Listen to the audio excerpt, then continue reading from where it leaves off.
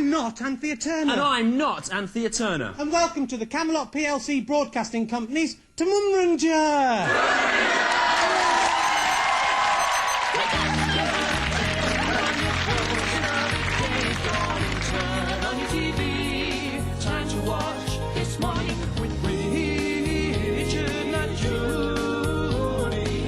Down your hairs, forget all your cares. Kick off your shoes, here is the news. Take off your shirt, here is the dirt. Take off your pants, thanks. With Richard and Judy. For better, not worse, it's live, not rehearsed. Made for no money, surprisingly funny. Welcome your hosts, they won't pictures you. They have no idea, so let's see how they do on this morning with Richard and Judy.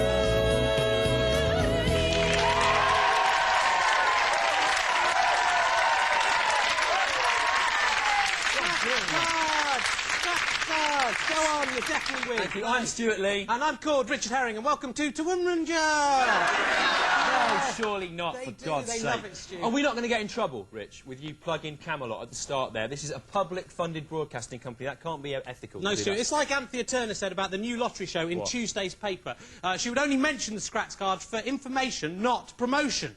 So, you know, it's ridiculous to suggest that the BBC is promoting Camelot, Stu. That is outrageous. Well, if you're sure, Yes. it seems a little ethical to me. I can't see how that can be Do them, it's right, good. really. You'll definitely win. how that can be 3 fair. chances to win. You can't, can and that actually, be fair? I went to France, actually, Stu, at last Tuesday. I brought you this on the way back on the ferry on the way back. Rich, you fool, that's anthrax. You've inadvertently brought in some of Saddam Hussein's anthrax-ridden duty-free booze. Look at that. It's very good value, though. It's very cheap. It is cheap, yeah. Stu, actually, I've got a bit of a satirical thing about Saddam yeah. Hussein. You know what I call Saddam Hussein, Stu? No, what? I don't call him Saddam Hussein. What do you call him? I call him Madman Insane. Good, Rich. Yeah. Good satire. Do you know what I call Bill Clinton? No, Stu? what do you call Bill I don't call him Bill What Clinton. do you call him, then? I call him Bill Winky. That's brilliant. He often gets his winky out. Yeah, fantastic. Yeah, Really it's good. that- And what do you call, in your brilliant system, your Yeah. satirical system, what do you call old Tony Blair's? What do you call him? You know what I call Don't Tony play Blair? for time, No, just I know. say what it is that I've you got call- a really good What nickname is it, if for you've him. got it, what is it? I don't call him Tony What is Blair, it, then? Stu. I call him Tony Rubbish. That is so... It's not as good as Madman Insane, is it? It's Stu, pathetic. you know what I call Robin Cook? I don't call him Robin Cook. I call him Leave Robin. that. Okay, it's time to meet the team. Do your introductions, All Rich, right, will you please welcome on the listing seat, Husband and Wife Information Unit, Joe Unwin, and her husband, the actor Kevin Eldon.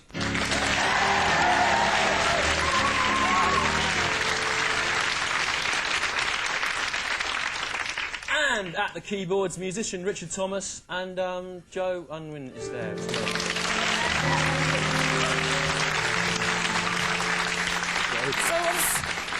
So what is like that If you one press do? that goes into MIDI mode, right? That means I Yeah. can use this as a kind of control of my sequencer. Of course, I need a kind of MIDI interface, obviously. Shut up and kiss me.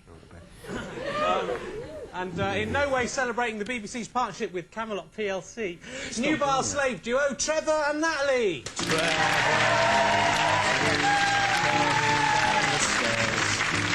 Trevor and Natalie. They play scratch cards, and so should you. Rich, they are dressed as Arthur and Guinevere from Camelot. This is out of... I've told you, it's ridiculous to suggest that the BBC is promoting Camelot Street. That's just a coincidence. These are the clothes that Trevor and Natalie were wearing when they arrived. When they arrived from where? Well, they live at Camelot PLC, but it's a coincidence. All right, okay, leave it. Okay, anyway, here are this week's aims, right? Aim 1 is to celebrate old John Major's 55th birthday by henceforth making every March the 29th John Major's Day. A day when everyone in Britain has to talk like John Majors for 24 hours. Oh, that's a good idea, Stu. I can do that impression. Where are my peas? Well done. Thanks, Wes.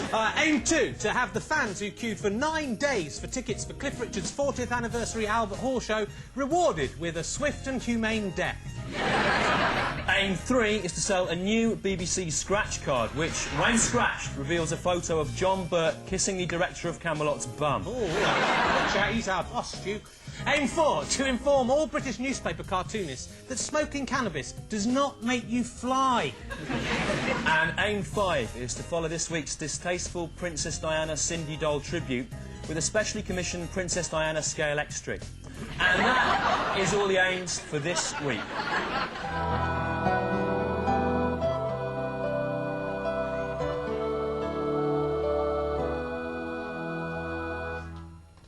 man asked me the other week, who did you vote for in the last general election? Oh, my poor fool, I responded, Jesus gets my vote every day of the week. But unlike our earthly leader, he never breaks his promises.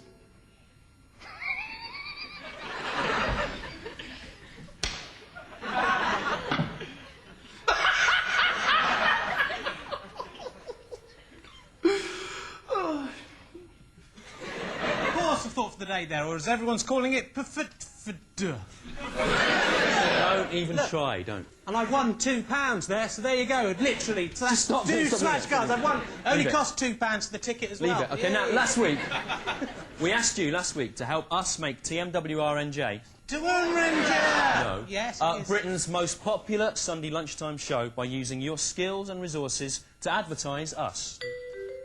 No, shut up. Now, this is the full range of the ideas we've been sent in. Loads of things there. A hat there. A Curious T-shirt orange. you could wear. Loads of things. The Queen Mother advertising us. That's right. But we were sent this by Michael Affleck of Middlesbrough. This is a video of his efforts to promote us. Yeah. Watch Dear this. Mr. Herring, this is my puerile attempt to advertise your show. Hope you like it.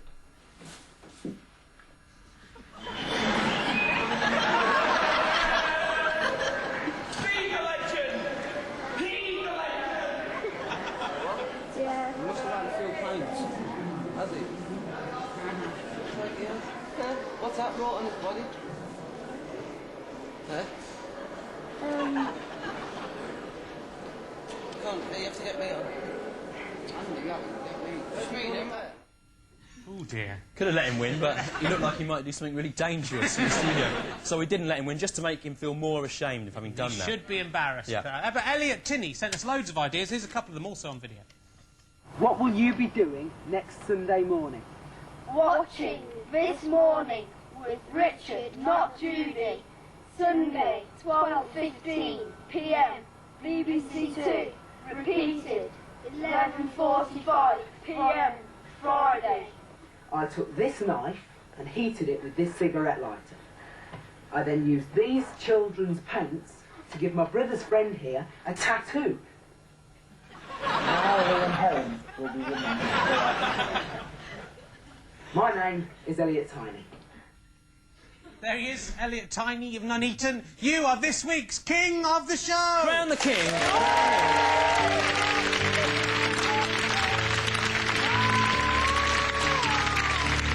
The King is crowned! Very proud, King. Yeah. Oh, King, how many people do you think you've actually made watch this show there, then? Nearly 4, Yeah. I should think.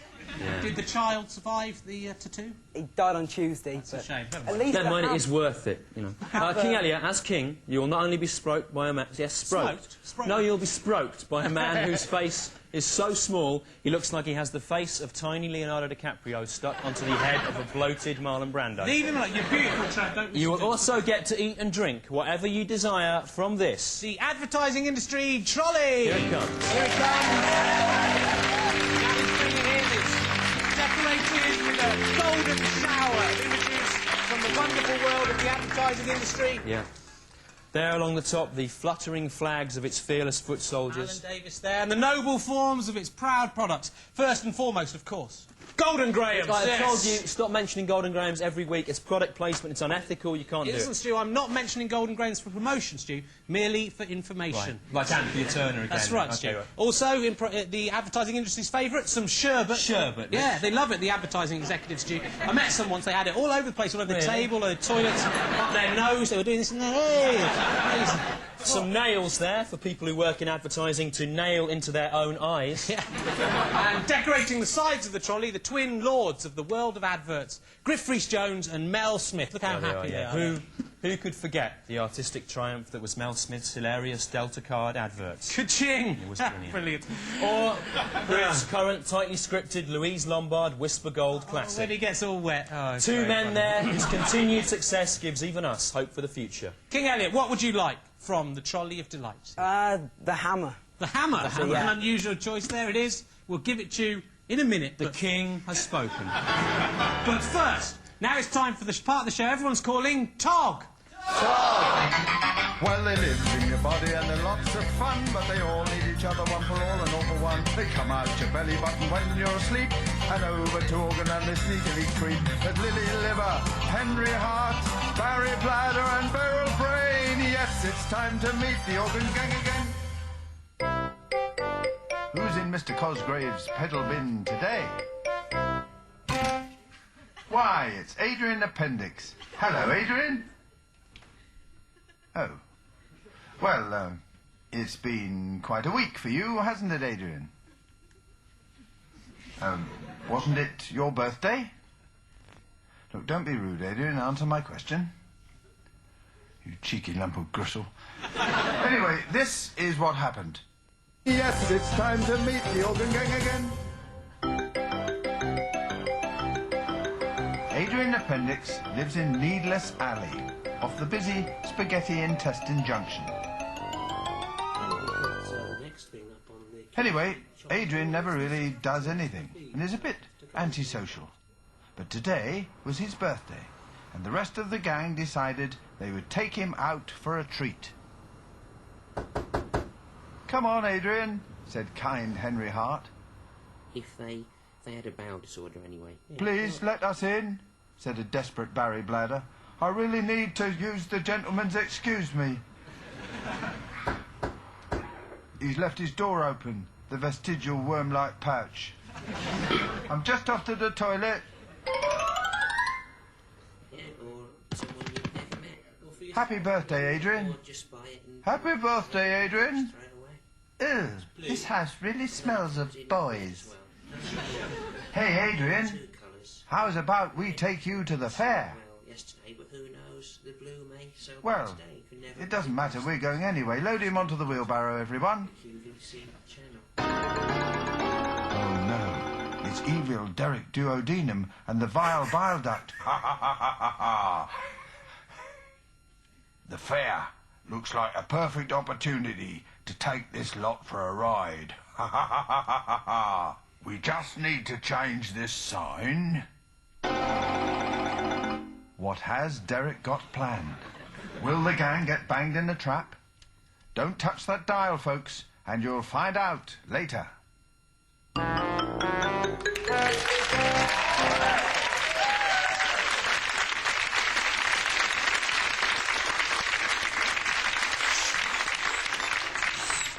What are you drinking there? What is it? It's bat's milk, Stewart. Bat's Delicious, milk? delicious milk. Off you go there. See you next week. Thanks. See ya. Bye. No, don't come back. I've had enough. Thank you. Bye. Lovely milk. Convincing special effect. Thanks, yeah. And you're cruel to animals to eat that milk like that. No, they like it. But you're a vegetarian as well. That's right. That is the weird thing. I mean, how do you square this up? How do you decide, given those contradictions, what you will and won't eat? I've got a very simple system, actually, What is about that? what I will and won't eat. See, I won't eat anything if it's got a face, right? Nothing with a Yeah. face. If it's got a face, I don't eat it, Stu. Right. No face, and I'll gobble it up, whatever it is, with impunity. Okay, all right. Let's put your system to the test. take Right? it to Would the you eat, say, a pig? No, Stu, I wouldn't eat a pig, because a pig's got a face. Why don't you listen? You an idiot. All right. Would you eat a fish then? No, I wouldn't eat a fish. A fish has got a face, hasn't it? It's got, oh, it makes me feel sick eating a fish. Oh, What about, would you eat fish fingers? yeah, no face, delicious. Okay, It's, right. fingers, isn't it? Okay. Would you eat the security guard from Silence of the Lambs who falls victim to Hannibal Lecter in the elevator scene? Would you eat him? Yeah, I would, Stu. He hasn't got a face, has No, he? exactly. His face is in turn on the face of Hannibal Lecter, Right. which, ironically, just makes Hannibal Lecter doubly unappetising. Good system. What about you, Stu? Do you have a system about what you Yeah, will? I do. I will eat anything which I consider to be less intelligent than me, right? And as a university graduate with 10 O-levels and a night school word processing qualification, that's right, look impressed, you can imagine that gives me a fairly wide smorgasbord of options to choose from. Let's put it to the test, if you want. Would you eat a pig, Stu? Yeah, I would eat a pig. I find that quite offensive. I'm more intelligent than a pig. Are you, Stu? Yeah, I am. I would Are eat you a really? pig. Ah, Yeah, I think would. about it. Ah. Yeah, no, it's not an honest it situation. is. It's not. What about the piglet babe who can talk and round up a field of sheep? Ah. I can talk, Rich. Yeah, but can you round up a field of sheep? Given the appropriate training by an animatronic Miriam Margolyes voice dog, yes, I can. Can you make an entire audience of people rise to their feet in spontaneous applause? Don't think they're with you on that. Would you eat a graduate of De Montfort University, Stu? Yeah, probably before the pig, actually. Would you eat Jerry from the Spice Girls? Well, not eat exactly, but I'd make a start, you know. Now, over to Joe Unwin. They're so young I today. don't understand. Over to Joe Unwin and the What do you actor mean Kevin you need Eldon for the listings. Thanks. Thanks, guys. OK, hats off, gloves on, let's do this. And what about this? First this week, Cock-a-Doodle Die. Visitors are flocking to Littlebrook Farm near Uttoxeter to marvel at the talents of Binky the cockerel. Binky has used his tiny cock's foot to trace an elaborate doodle in his own excrement, which his owner, Michael Guy, insists resembles the late Princess of Wales if you look at it from a certain angle and squint a bit. Anyone who doesn't come and look at my cock is worse than Hitler, said Guy today. There will be a fight between some tough men from Shrewsbury and anyone who comes along to Shrewsbury Park, Shrewsbury, tomorrow night. The tough men say that any other men that are in the area but don't come to fight are gay. The fight begins tomorrow night after work. And that's all the listings for this week. No, it isn't actually. Strike up the music again, because I've got an extra one. How about this? Your wife. If your wife has been spending all of this week having secret romantic trysts with a long-haired pianist from a Sunday lunchtime programme, why not try following her around and taking Polaroid pictures of her stinking infidelity, showing them on live television, and then looking at her embarrassed face? And that is all the listings for this week. Why would I be embarrassed? Well, that fight sounds scary, doesn't it? Yeah. Like all mothers, Mother Nature is full of lust and cruelty, and if a small boy would have put his trust in her, she would betray it, blaming him for stuff he didn't do and locking him in his room. Hi, I'm Greg Evigan from BJ and the Bear. You know, that thing about the truck driver and the chimp.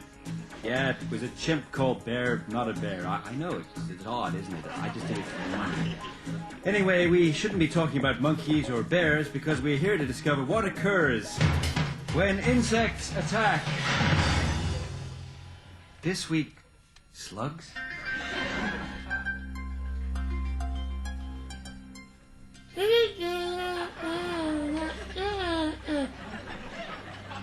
Remember, this is...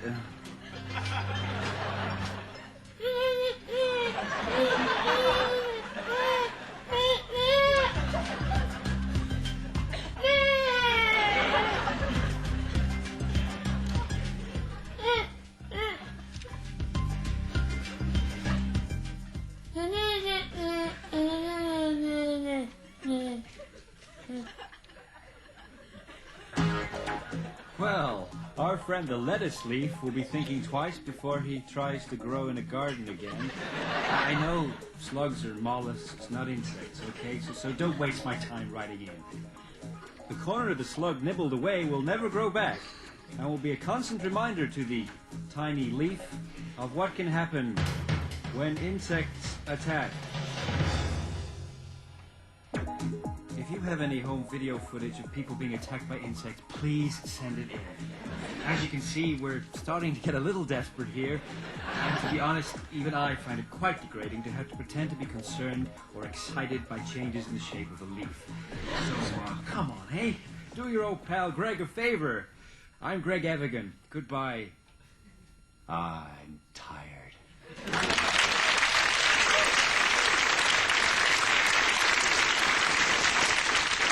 No, Stu. These scratch cards are most excellent. You know, they only cost £2, and yet there's 3 ways to win. Look, on that one, I've just won a chance to win on Play on the Home Viewer game, stop Stu. It's going on about scratch cards all the time. I've said it unethical. You can't do it. I've said I'm Anthea Turner. This is information and not promotion. All right, OK, so what you're saying, right, is that if I were to put on this Anthea Turner wig like this, right, and then say that we're starting a 31-date stand-up tour on April the 14th, playing at Norwich, Hull, Richmond, Newbury, Southampton, Bristol, Gravesend, Canterbury, Cheltenham, Kings Lynn, Cambridge, Cardiff, Guildford, Croydon, Bedford, Brighton, Stafford, Sheffield, Manchester, Leeds, Glasgow, Northwich, Derby, Watford, Newcastle, Liverpool, Oxford and Reading, As long as I said I was only mentioning the dates for information rather than promotion, like Anthea Turner, and there's nothing the BBC could do about it. Yeah. In fact, under the circumstances, it'd be hypocritical of them to complain, I wouldn't it, see. Stu? Good idea, yeah. You know, I think we got away with it. I think we did. It was clever. I think it's the wig putting I know, on. They they're didn't both from recognise you. somewhere else, yeah. They thought you were from Herman's Hermits. Yeah. Anyway, you know what I call Anthea Turner, Stu? No, what is it? Don't call her Anthea Turner. I call her Anthea...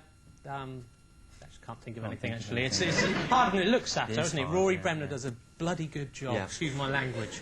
Anyway, now it's time for the part of the show that everyone's calling Moans for.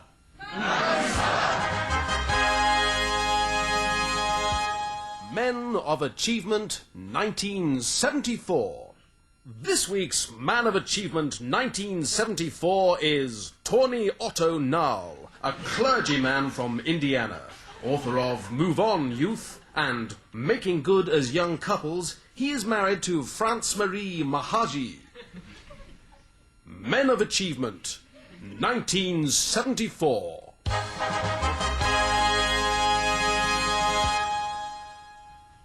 Elliot Tiny, the king of the show today. Man of Achievement, Elliot, a hit or a miss? What do you reckon? It's Don't okay. try and be clever. I can watch it now without vomiting blood. Right. Elliot's a child actor, and clearly sent in his videotape as an act of self-promotion. He used to be in Children's Ward, didn't you? Yeah, that's right. What did you play in Children's Ward? A part called Cal. Cal, and Right. what was wrong with Cal? What was Cal's illness? Brain tumour. And how did you research that, then? Yeah, lost for words now, you little stage school scumbag, aren't you? Right. The king has spoken, or rather not. I think he's very nice. I thought Children's World was a good show, actually. Good anyway. Last week, our regular-speaking citrus fruit suffered a personal tragedy as he witnessed the death of his estranged tree mother here live on the show. But, you know, he's had a week to recover, and he's bravely agreed to come back on the show again. Please welcome the part of the show everyone's calling Taco.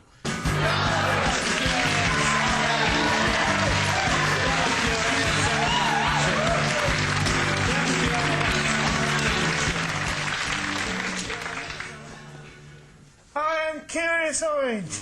You're all right, Curious Orange. You look a bit mouldy here. Nothing! Fine. It's nothing. I've still got the old Curious Orange magic. All right, I'm sorry. Just calm down, all right? Don't touch me! OK. All right. What are you curious about this week, the Curious Orange? I don't want to do this. It's boring.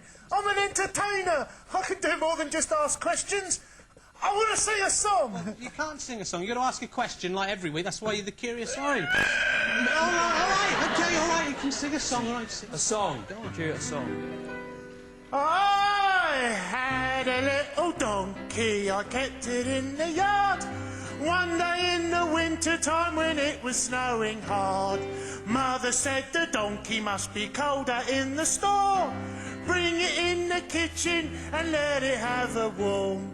In came the donkey and bit my father's ear. Up went the donkey and kicked the chandelier.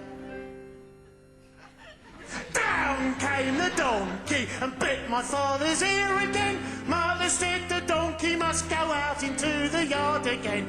Auntie Maggie can't get any mother, so my drawers up. I was wrong, brilliant. That was brilliant, yeah. Curious Orange. That was fantastic. To celebrate how good it was, let's all have a little drink. Oh, yeah. There you are. Like that, don't you? Lovely drink. That's lovely drink. I'll tell you what, lads. I'm very curious to know what this drink is called. The name of this drink, you say, the Curious Orange? Yeah. Why? Yeah. It is orange juice. Oh, you monsters! The blood of my brother! We got you! Force it into him, Stu! Drink it down! Drink it! Doesn't it? Drink it!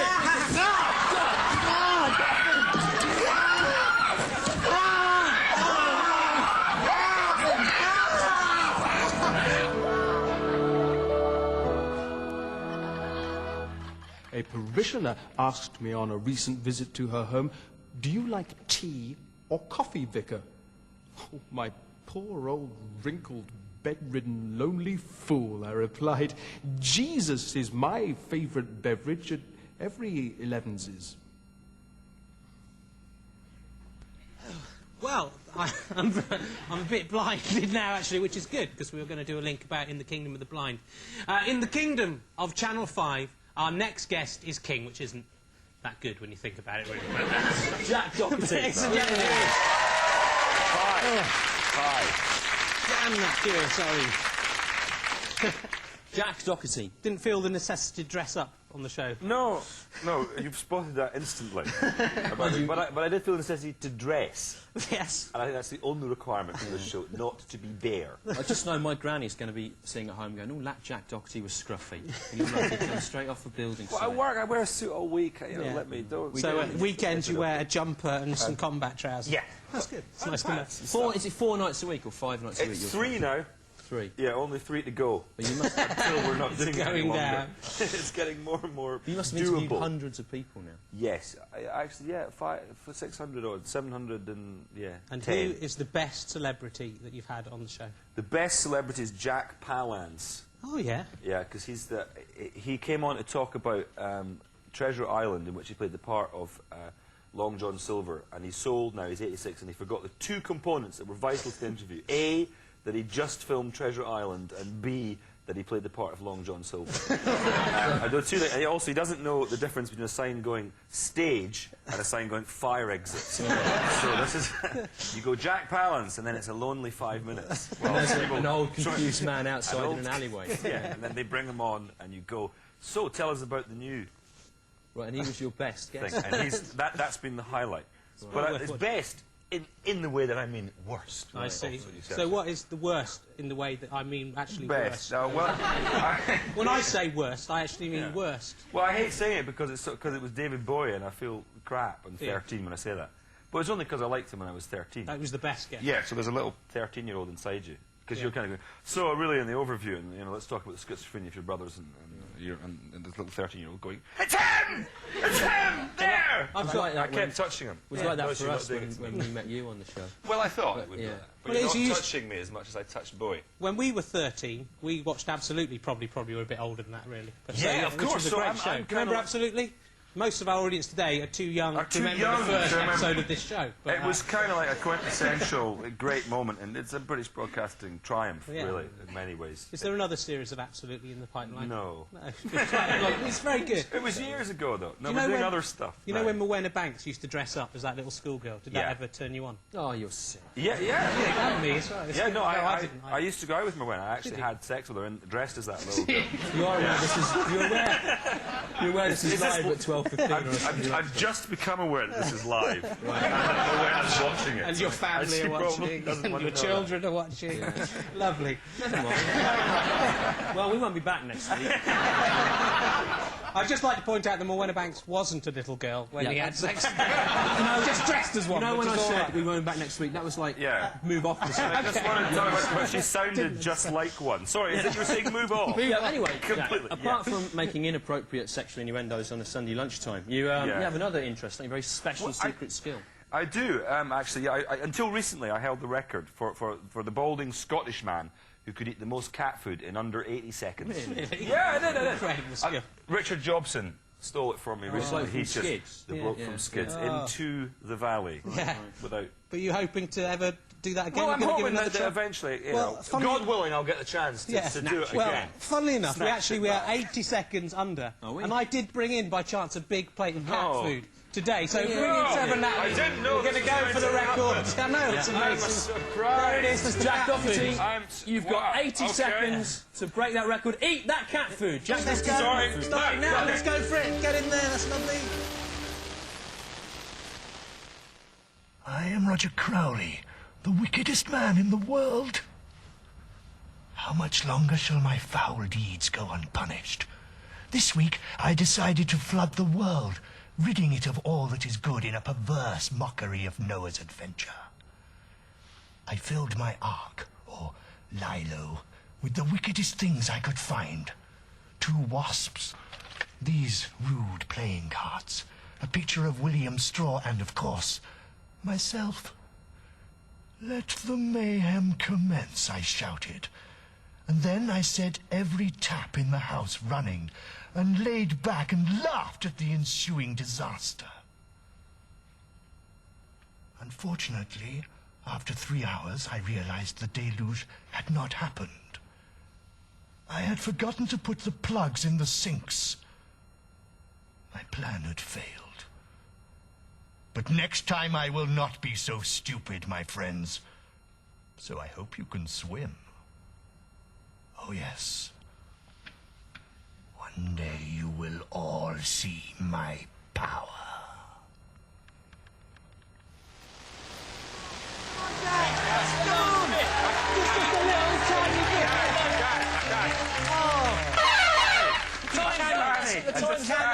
He hasn't eaten it. Time's up. Bad luck, Jack. That was... The balding Scottish man's most cat food and underrated setting record is not yours. It's still... Damn it. Damn Richard Jobson. I'll get him, though. You did a great job. Ladies and gentlemen, Jack Doherty! There he is. Look at him.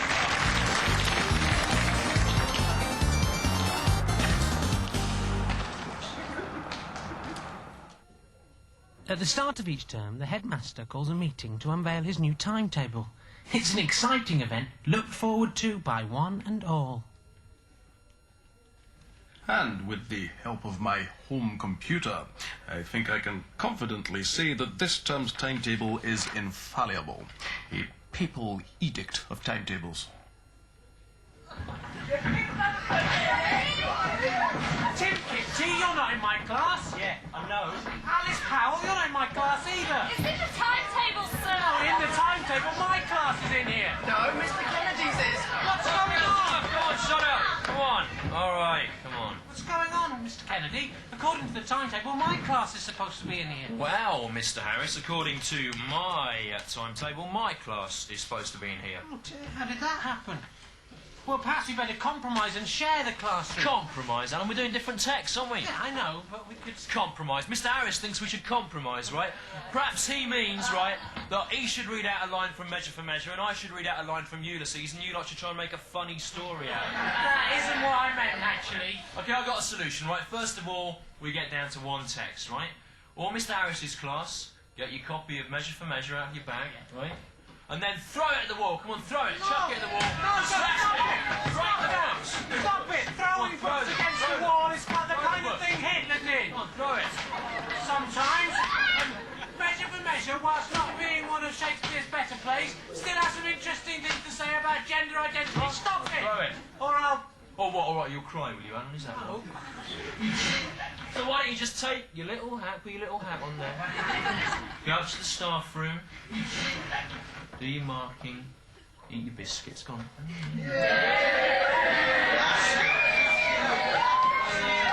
is going on here? I can hear you right over by the Hugh Sexy Wing. Is this a classroom or the monkey zoo? Headmaster, far from being infallible, it appears that your infallible timetable is in fact the opposite of that, fallible. Give me that. No, it appears, Mr. Kennedy, that someone has altered your copy of the timetable with red pen. That's right, I did it. I did it to teach my class that any system that relies on a timetable is by definition crap. That's right, I said crap. In front of the headmaster's Galen from Planet of the Apes face. I suspect I'll get in quite a lot of trouble for that later on. Well, you won't. Well, I will. You won't, Mr. Kennedy, for the simple reason that I am tired of your childish attention-seeking.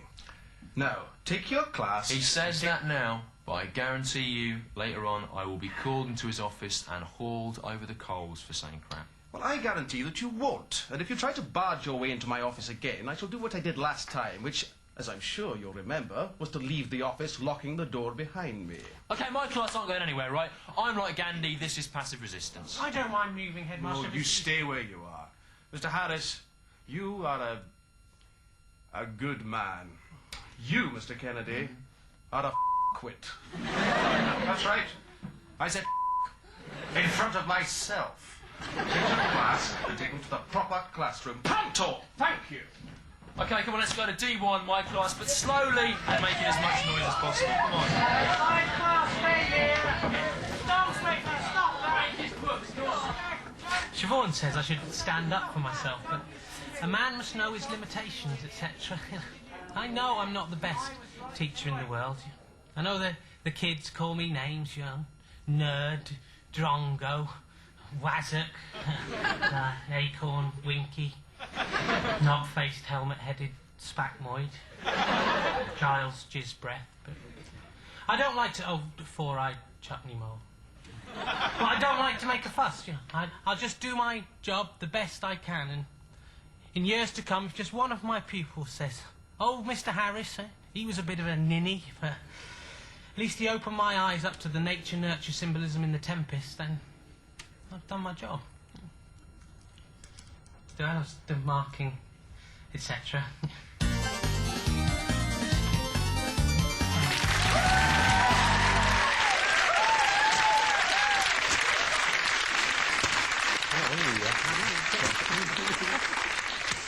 Ugh, I'm hopping mad, Stu. What about? Look What at this. about? I've been reading the paper. You've seen what the Brussels Eurocrats What are are up they to, old doing? plastic Bertrand and the What's he Brussels... doing? What? No, have you seen what they're trying to do? They're trying to stop us in England putting our sewage in the sea. Yeah, but that's a good thing, surely, Rich. Look, Stu, if we want to put our English sewage in the English Sea, then that's up to us. It's not up to Gerard Depardieu, it's up to us. Yeah.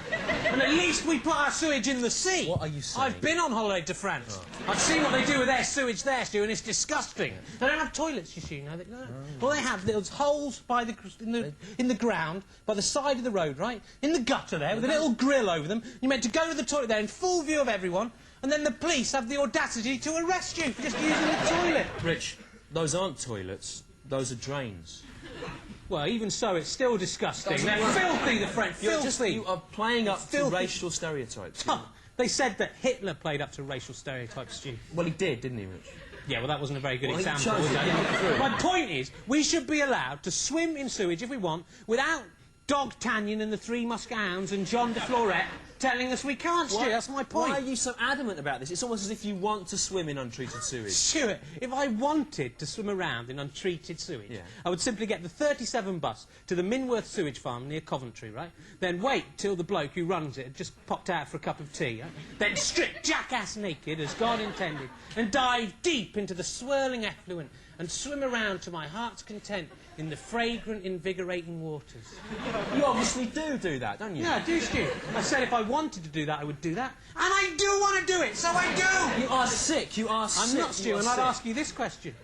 Who is the real sick man in this so-called society? Is it the ordinary, normal, everyday man who gets some harmless pleasure and slight sexual arousal from swimming around in effluent? And I'm not saying he does this, the man, Stu, but possibly he gets an added thrill by secretly weeing into the sewage. Maybe he enjoys the warmth around his thighs. Is he so sick, really, Stu? Wait. Oh, is it the businessman in his suit and tie, going to his indoor toilet and making the sewage in the first place? Yes. It's the first one, Rich. The bloke swimming in... So he's the sick one, you know, probably literally. No, Stu, but no, because with that I'm going to pick you up on this one. Because if it wasn't for the businessman, there would be no sewage, would it? It's the businessman's fault. It doesn't make it all, does it? You can't blame this one fictional businessman for all your perversion. You can. It's entrapment, Stu. If the businessman didn't create the temptation, the crime wouldn't happen, wouldn't it? It's like William Straw. But William Straw did not swim around in untreated sewage. No, Stu, he didn't. But he would have done if he thought it would help him get off with an attractive 28-year-old reporter, wouldn't he? Yeah, think about it. Yes, it's time to meet the organ gang again. Hello again. The organ gang have been duped by Derek Duodenum's trick and are taking Adrian Appendix to his false fare. Not bad for 5 minutes' work. Quick, here they come. Roll up, roll up. Welcome to Derek Duodenum's perfectly safe fare. I'm just up to the toilet. Is it this young vestigial worm-shaped pouch's birthday? Why then, me and my assistant will take him on the Big Dipper for free. And off we go. Anyone riding on this Big Dipper is certain to be killed. Hold on. We are on the cart too. And so is a plan of genius ruined by a tiny detail.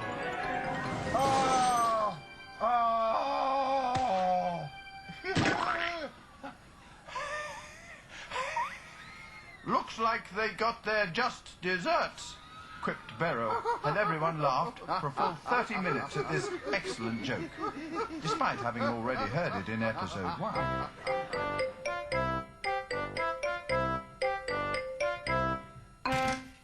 So, Adrian, I think it's fair to say that your birthday went with a bit of a bang.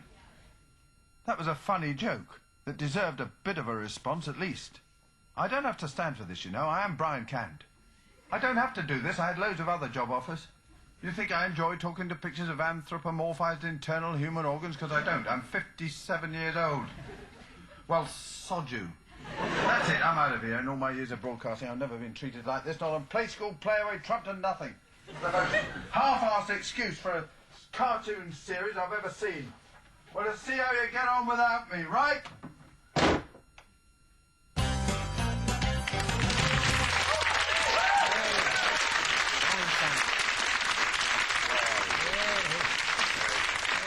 Jack Doherty's back for our in-depth 35-second summary of the week's news. Yeah. What I liked about the news this week was in The Sun yesterday. I don't know if you saw this picture of the Queen, and a dog has started sniffing around her in rather a suspicious way.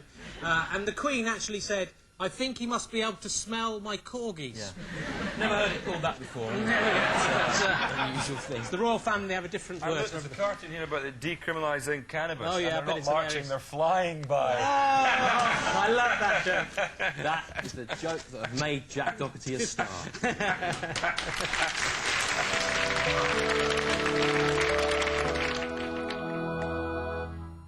Buddhists. Oh dear. Your ideas are naive at best. But if you believe the same as I do, then you don't have to worry about coming back as a dung beetle. So swallow your pride and admit you were wrong. Go on. Well, Time's clock has rubbed right against us. It's the end of the show. If you want to be next week's King of the Show, to write to us and tell us why you think you should be. That's right. The person who gives us the best reason why they should be king will be next week's king. That's how it works. Maybe you've got a week to live. You want to spend your dying minutes on live TV being force-fed Golden Graham. So you can write to us at the normal address, BBC TV Centre London, W127RJ. Or email us. We're still with CompuServe. Please, come on. We're with CompuServe, but we're not going to be for long. Thanks to everyone else who's written. If you are with CompuServe, please leave them, because they're rubbish. Anyway, time to end with this week's hymn. Come on. Just shut off, right? You know, go join your monkey mates. Go on. Whoa, cool it down, music man, or you may snap a string. Woo! I'm out of here. But hey, buddy, you better watch your back. Okay, let's see now. Don't worry about me, pixie face. There's a whole world out there, and Go I'm away, Kevin. Right.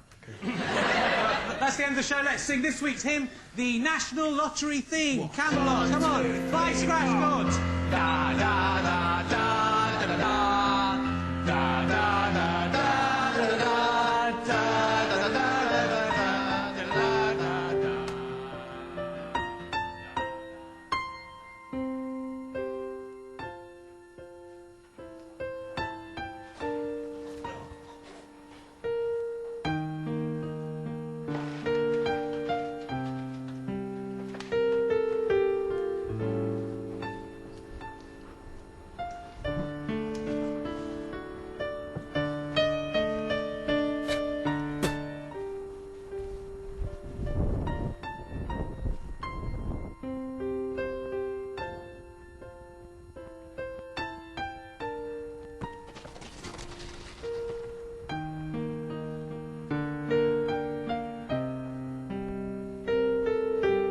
The actor Kevin Alden must learn to quell the raging beast that dwells within him. The beast that we call monkey-faced man.